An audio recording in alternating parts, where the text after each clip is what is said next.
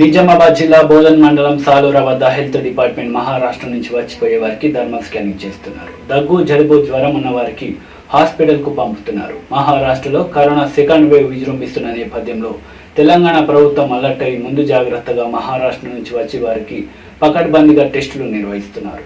నిజామాబాద్ జిల్లా అధికారులు అలర్ట్ అయ్యి సాలూర చెక్ పోస్ట్ను పరిసర ప్రాంతాన్ని అధికారులు వారి ఆధీనంలోకి తీసుకుని కరోనా ప్రతి ఒక్కరిపై నిఘా పెట్టారు.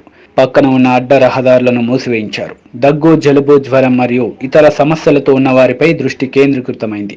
ప్రస్తుతం మహారాష్ట్రలో మళ్లీ పాజిటివ్ కేసులు పెరుగుతుండటంతో ఆ రాష్ట్రంలోని 5 జిల్లాలలో లాక్డౌన్ విధించారు. కరోనా విజృంభణ తగ్గి మళ్లీ జోరందుకుంది. గతంలో దేశంలోనే మహారాష్ట్ర కరోనా కేసులలో ముందుంది. దీన్ని దృష్టిలో పెట్టుకుని జిల్లా అధికారులు సాలూర బార్డర్ చెక్పోస్ట్ వద్ద మహారాష్ట్ర నుంచి వచ్చిపోయే ప్రయాణికులకు పక్కాగా కరోనా టెస్టులు నిర్వహిస్తున్నారు. ఈ కరోనా ఉధృతి మళ్ళా పెరుగుతున్నట్టు పేపర్లలో, టీవీలలో చూస్తున్నాం. ఎందుకంటే ఇది ముందే మన రాష్ట్రంలో ముందే హుషారైపోయి అప్రమత్తంగా చేయాలా. ఎందుకంటే ఫస్ట్ సారి వచ్చినప్పుడు 8-10 నెలలు రాష్ట్రంలో లాక్డౌన్ ఉండుట్లా రైతులము, ప్రజలు, బిజినెస్లు ఇవన్నీ చాలా కోట్లాది కోట్లు నష్టపోయినాం సార్. అందుకనే మహారాష్ట్రలో ఉధృతంగా అయిందని అక్కడ గవర్నమెంటు కొన్ని జిల్లాలలో లాక్డౌన్ ప్రకటించిందని మేము పేపర్లలో, టీవీలలో చూస్తున్నాం. అందుకనే మన రాష్ట్రము ముందే హుషారైపోయి, ఎందుకంటే మేము రైతులం సార్. ఇక్కడ సరిహద్దు గ్రామము, మేము ఎంతో నష్టపోతున్నాం. రైతులు ఎక్కువ నష్టపోతున్నారు. ఎందుకంటే బిజినెస్ మ్యాన్లో ధరలు ఎక్కువ చేస్తున్నారు. రైతుల కొనలేక లాక్డౌన్ చేస్తారు.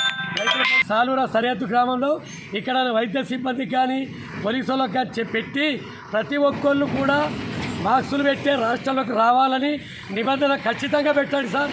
ఎందుకంటే ఇంతకుముందు పెట్టింది తూతు మంత్రంగా పెట్టే రాష్ట్రంలో ఉధృతంగా చేసుకొని చాలా నష్టపోయినాం. ఇప్పుడైనా ఈ రెండోసారి ఉధృతం మొదట్లో రాకన్నా ముందే చాలా అప్రమత్తం కావాలని మేము ప్రజలు కోరుతున్నాం. ఎందుకంటే అజమాయిషిగా చేస్తే ఎంత నష్టపోయినామో మీకు కూడా తెలుసు.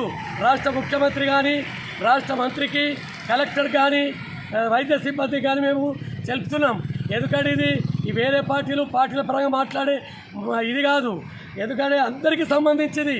పార్టీలు, కులాలు, విలాలు లేకుండా ఈ కరోనా అనేది ఉధృతమవుతుంది.